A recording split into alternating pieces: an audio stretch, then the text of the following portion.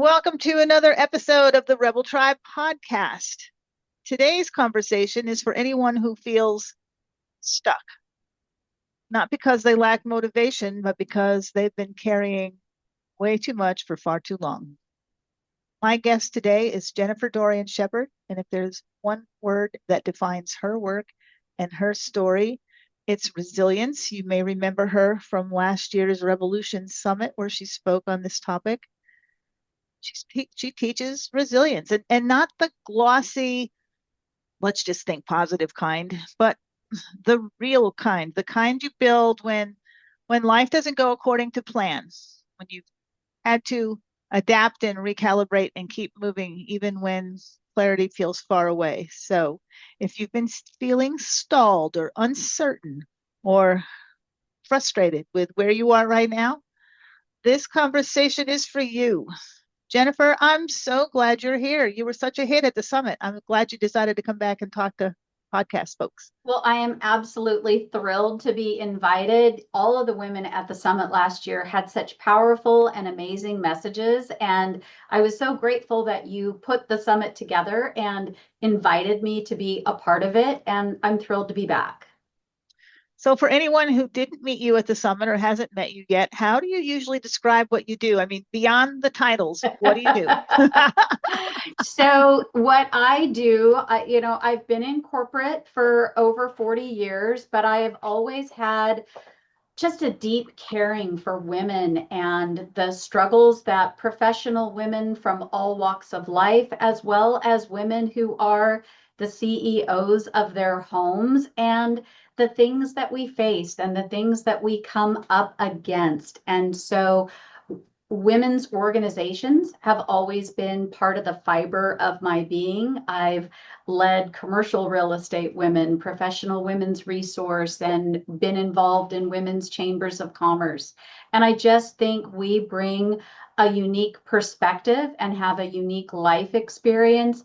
And I just try to come alongside women, especially when they're feeling stuck or discouraged, and just encourage people, take that one more step. It may be a slow step, it may be a small step, but keep moving forward, and that you have that unique reason to be in the world and the gifts that you're bringing to the world. And it's important for you to keep going. So, when people hear the word resilience, what do you think they usually get wrong about it? I think that they usually think it has to mean ignoring the feelings, pushing past the feelings, and just going forward at all costs. And that is not what resilience is about. It's about giving yourself that opportunity to have those feelings, know that your experience is authentic and real, and then figure out how to move forward moment by moment and step by step. So, this episode is going to be part of my Getting Unstuck Next Steps series. In your experience, what does being stuck actually look like in real life? I don't want the Instagram version because we see all the Right. reels and everything that I was stuck and now what does stuck really look like? So I can share a very real experience from my corporate career that is only months old, that I didn't have in my wheelhouse when I was on the summit last year. And that is, after approaching a 30-year anniversary in my daytime position, where I had been basically in the same position for 25 years, I was starting to question whether I was ever going to get a new opportunity and a new challenge. And I was thinking almost at the point that I might have to change industries or leave a company that I really loved, and and abandon the path that I was on in order to experience something new. I was losing sleep over it. I was really struggling with it. And I realized that I had to be really intentional about, what do I want my life to look like? And then just see if I could work with my manager and my company to create that path for myself.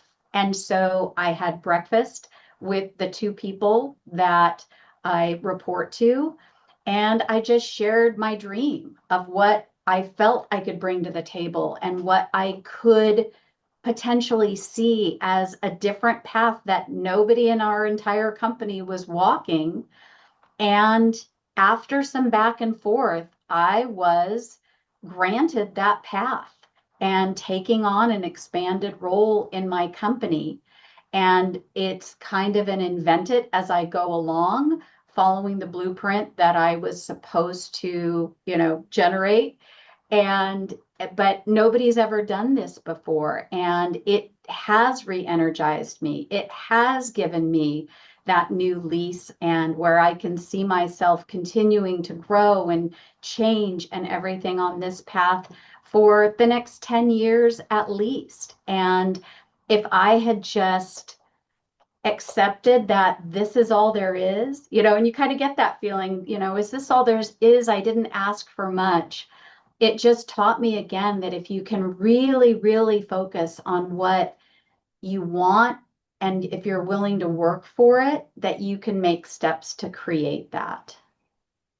You said a couple things in that that really made me, I don't know, you said that you were just getting so to the point that you were losing sleep over it. And then you went and you took the steps. But I'm thinking many women would have been afraid to take those steps for fear they would have been told, well, we just don't have, we don't have a role for you here like that. So maybe it's best if you leave. Is there a difference, do you think, between being stuck because you're afraid and being stuck because you're just exhausted?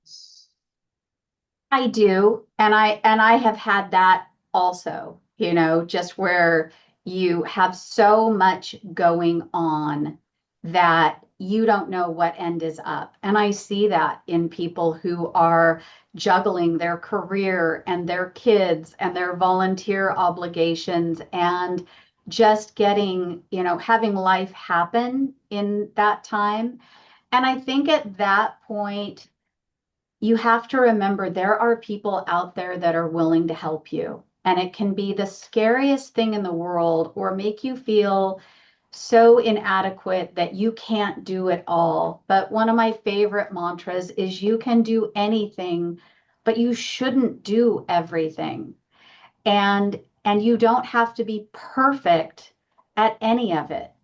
Good enough really is good enough a lot of the time. And so if you've gotten that into that spot where you're just feeling overwhelmed by life, really just sit with yourself, make some lists, do some writing, talk with the people closest to you, and figure out how to move forward.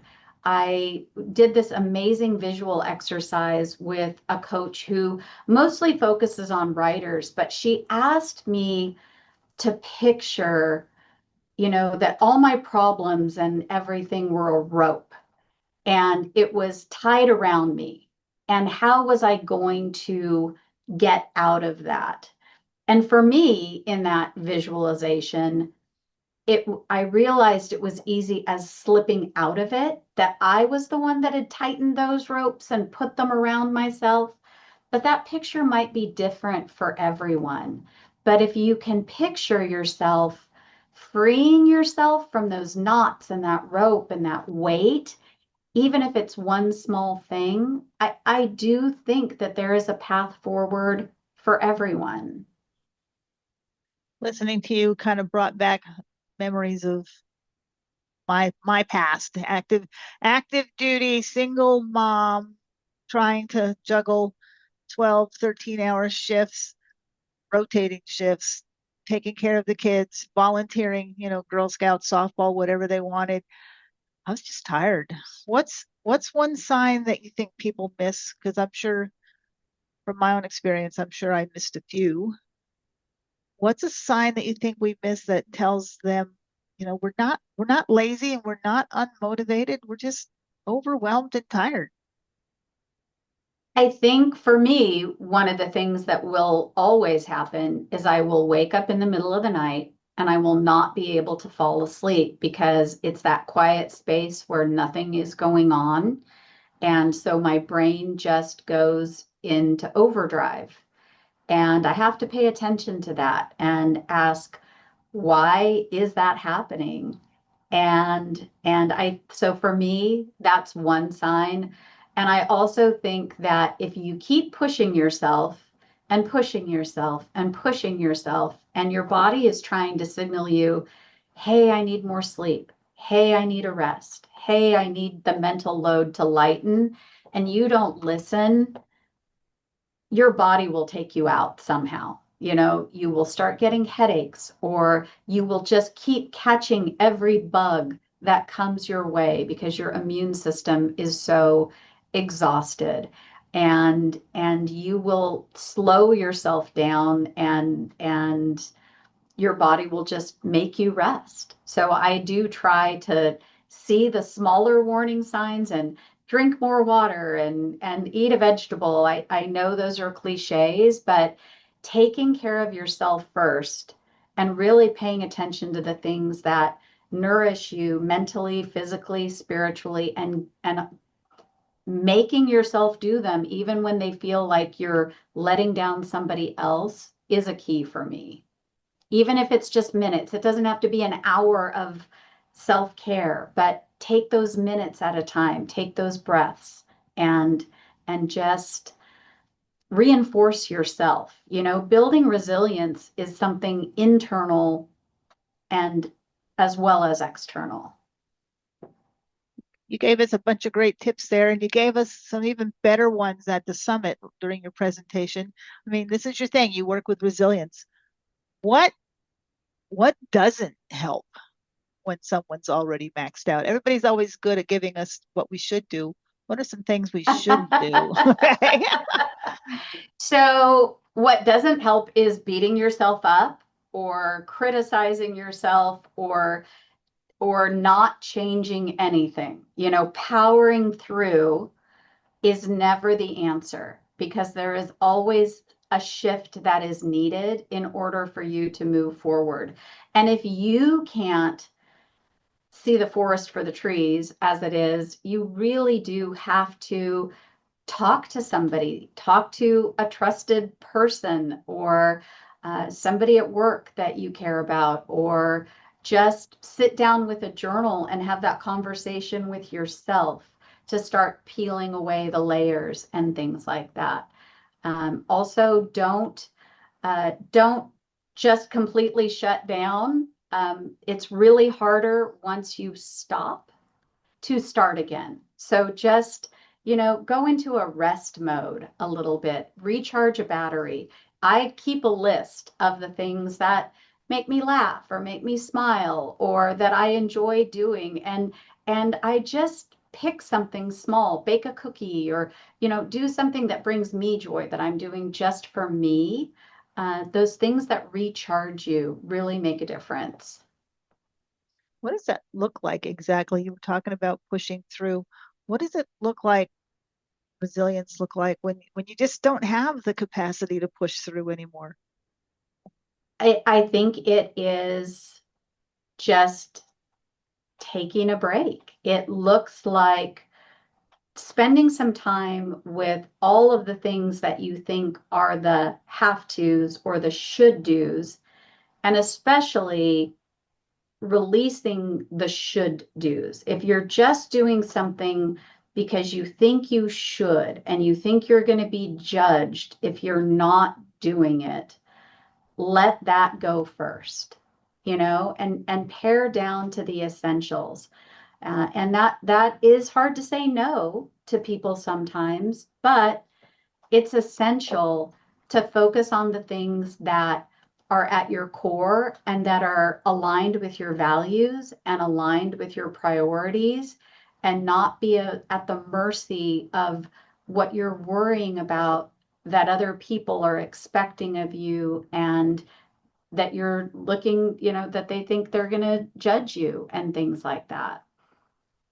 Have you seen that? I mean, have you seen? I know I'm real bad about the should do's. I admit. It's like I really need to do that. But a lot of time that's like survival mode, I think. You're just running on survival mode at that point. Have you seen people just mistake survival mode for resilience? What's the cost of that? I mean, long term, what does that cost us? It just means that when you are a month forward, 6 months forward in your life, you're still not feeling that joy, that sense of ease, that sense of, alignment where you're living the life that you love living, and people think, oh, I can't change. Oh, I've got to go to that Sunday dinner every night. I've promised, that was one of the things that my husband actually, I would say, oh, I have to do this. I have to do this. He's like, you don't have to do any of that stuff. And at first I was offended. And then I thought about it and I thought, I don't have to. So I have to decide, what do I want to do? And do that first. And so to me, that means as many opportunities as I have to go and do and participate in stuff, I only choose 2 after hours things a week at the most that I will participate in. And the other 3 nights, I'm at home doing the things that I want to do at home for me. And people are okay with that. They may say, oh, we missed you at such and such, or oh, you didn't go to so and so. But I have that peace of knowing that I'm designing my life a little bit. It can be hard, but practice makes progress. Say, do a no count, and take some joy in saying no to the things that aren't serving you and aren't feeding you and aren't really making a difference. I love that. Practice makes progress instead of, because we're always told practice makes perfect. I'm never going to be perfect. So practice makes progress. I like that a whole lot better. Yes. Yes. And, I read a fiction book this week, and the title really caught me. And it was Tomorrow Starts Today. And we tell ourselves, I'm just going to keep on this path for now. Tomorrow I'll start fill in the blank. And it just really struck me that tomorrow starts today. It's the things that you do in this day, in this moment, that can start making changes. Even if your today has been the same for 30 years, that every day you get a chance to do one thing differently. And I think that's a lot of what resilience is I don't have to keep living my life the way I'm living it in this moment. I can change something. And that to me, that always puts a little warm glow in my heart when I remind myself of that instead of thinking there's nothing that I can do. How do we do that when we're sitting here thinking I know something needs to change, but I don't know what? Where do you suggest we start? So I love to have something to look forward to.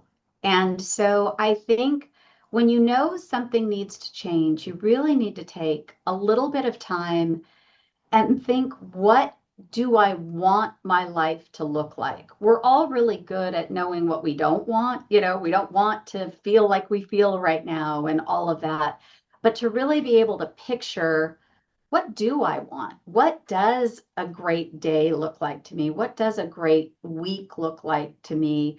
And not in a pie in the sky way, but in a way that you can really visualize yourself moving through that day and moving through that life. And then working backwards from that picture to say, okay, what is one thing I could do in this moment that is going to put me on the path to that day and that life looking like that? Does that make sense? Yeah, it does actually. So so what's like maybe a small next step that actually matters? Not a massive life overhaul, but just like one little small next step that actually matters. I I love a list. I love writing. To me, words make a difference. And so I think just taking 10 minutes to sit down and visualize that life that you want and put that down on a paper and put that one thing on a post-it or on something that you can carry with you that is just an encouragement that you're going to do a little bit differently. I love a stack of post-its, and I'll leave post-its for myself all over the house. Some of them just have a heart on them. Some of them just have a "you've got this," and I feel like reminding yourself about what you want in a non-judgy way, and don't beat yourself up if you slipped back and stuff, but just doing that one little step. Just think of that one thing. Maybe it's drink an extra glass of water. Maybe it's take time to sit down for 5 minutes and just do nothing. It's not spend more time watching TV or doom scrolling, doing a little bit of a time audit on your social media and your TV watching. And I know I'm not the only person to say this. That time is not feeding you. And in fact, watching everybody else's perfect social media life can be so hard on you when you're already being hard on yourself. And so just take some analog time, when it's not 17 degrees outside like you're experiencing right now. Get out in nature when you can and just think of things that are for you. And it is really hard to think about hard things as a gift, but if you can think back on the lessons you've learned from those hard things and the strength that they've given you, the knowledge they've given you, the story they've given you that you can share to help somebody else down the road, and think of those as what got you here to move you forward, that can make a difference too. So how do you help people rebuild trust in themselves, like after a stretch where everything just felt reactive? I've been there. I'm sure you have. How do you help people rebuild trust in themselves? So, one of my favorite things is try to just talk differently to yourself. Instead of talking to yourself as that super judgy person, talk to yourself the way that you would encourage, like you would talk to your best friend. And so I do try to help people uncover their own best friend, and maybe and then also name that super judgy voice that is telling you the bad things, and don't let that be you. And I'm not going to name any names because I don't want to accidentally give a bad name to somebody who's a perfectly nice person. But I have my own inner critic voice, and when you name that voice and silence that voice and tell it something different from that best friend perspective, it can make a world of difference. So I encourage people and help people have a different conversation with yourself, and that can feel weird at first, but it's really powerful. So if you've actually named that little inner critic, it sounds like you've had a little bit of experience with this yourself. Was Yes, was there like a moment in it was there a moment in your own life when resilience had to maybe be, I don't know, redefined for you maybe? I I know you think helped me see it because for me it was push through no matter. I'm retired military. It's push through no matter what. You helped me right. see it differently last year with your presentation at the summit. So I think one of the most challenging periods in my life was, and now it's been almost 12 years, but you still remember the times when you had to have resilience. And I had taken on the presidency of two groups that I really loved, and it just happened to mesh at that time that I ended up as the president of both.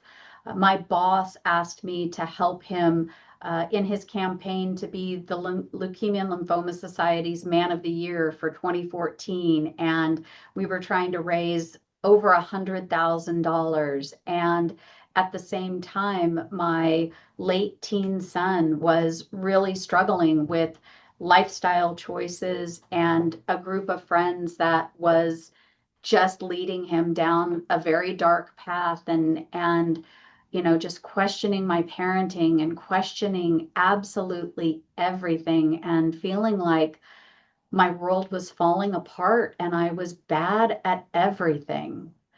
And in that moment, I had to really dig deep and just know that, nobody is perfect.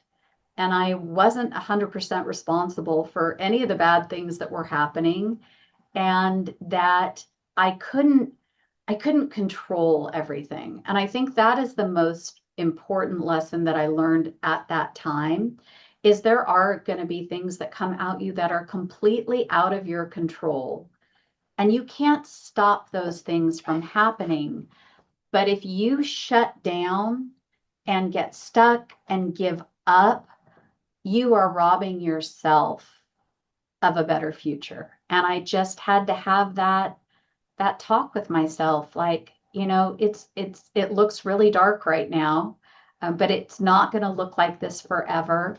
And you just have to look for those things that can help you move forward. And so I asked the people around me to take on a little bit of that load. So I had some breathing room, and I did not do any other fundraising for the rest of the year. I just, I adjusted. And looking back a year later, I still have those memories, but I was moving my life in a different direction. And I'm careful not to get to that point again. It takes maintenance. It's not a one and done thing like, oh, I bounced back and now I'm good forever. It is a practice. And sometimes in practice, you get things wrong. But as long as you keep practicing, things will get better. And I heard a lot in that experience. We're the moms, we're the spouses, we're the keepers of CEOs of the house, basically. Plus, a lot of us have jobs where we're important. We hold a lot of it together. If someone listening feels like they've been just holding everything together for everyone else, what do you want them to hear right now? I want them to hear that they can let some of that go. And that doesn't mean that they're incapable. It doesn't mean that they're a bad person. It doesn't mean that they're a disappointment. It just means that they're a human being who needs a reset and needs to figure out what a better life might look like. And that by fueling themselves for that life, they're actually going to be able to give and live in a way that is going to create a more positive impact for them and the people that they love and that love them. So, what's a question that they can ask themselves this week that maybe might kind of loosen up what's stuck? I go back to that. Ask yourself, what am I just doing because I think that I should be doing this? And how can I shift that? I think that's a really powerful question, because you just have to make some choices, and those choices can be hard, but start with the things that you're only doing because somebody else has told you that's what you need to be doing, and figure out a way to let some of those go. So, most of my audience is over 40, women over 40. We have spent most of our lives, okay, most of our lives doing what we thought we should do. If if that's not it, if resilience isn't about doing more, What is it about it at our stage of life? What's it about? For me, it was just having multiple conversations, filling lots of notebooks and listening to people like you and other encouraging, inspiring podcasts and TED Talks and things, and just really spending that time like, what is important to me? And I'm halfway through my life. And so every decade really feels special and it's going to keep going faster and faster. So what do I want to do in this moment? What do I want to do in this month that makes me feel like I am living a life that I intend to live, that I'm creating, and that I'm not just in the passenger seat for? And anytime somebody tries to put me in the passenger seat and give me homework and give me a list of things they want me to do, I just have to take a break and say, is this going to get me where I want to drive? Is this going to get me to the destination that I see for myself? And make some hard choices, or sometimes make some easy choices. No does get easier the more that you say it and the more that you know that it's okay to say no.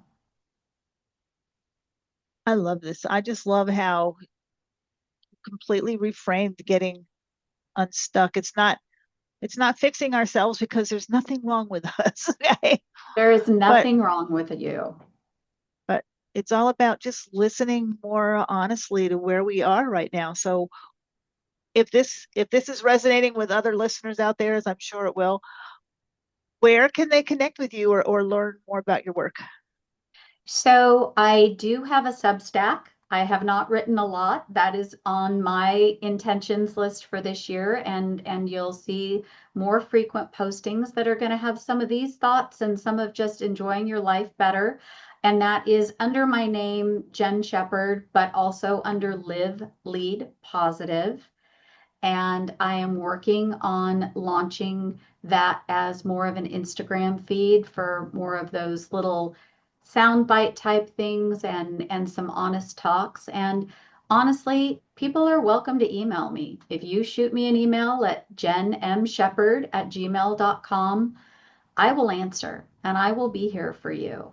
And I hope that you can find it in yourself to take that first step. But if you can't and you have a question and I can help, please reach out on the socials as well. I'm responsive to messages both under the Jennifer Dorian Shepherd and my Jen M. Shepherd on Instagram. And I'm happy to connect. And I will put links to her Substack in the show notes so you can check it out, and also her email so you can connect with her if you wish. Jennifer, I thank you for this conversation and your honesty. Um, what I love about what you shared today is it reminds us that getting unstuck doesn't require some kind of big dramatic overhaul or a perfect plan. What was it? Practice makes progress. So there we go. So sometimes it just starts with awareness or permission or simply deciding that staying where we are costs more than moving forward, even if it's imperfect. So if this conversation 100%. resonated with you, ladies, take a moment and sit with what stood out. Not everything needs action right away. And when you figure out where you want to go, or if you just need a little help, reach out to Jennifer. She'll help you. She'll help you find that clarity. Jennifer, thank you again for being here and for the work you do. And to everyone listening, you're not behind. You're not broken. And follow Jennifer's example. You don't have to be stuck forever. This is Thank you just so much. this is just the next step. So we will see you all next week.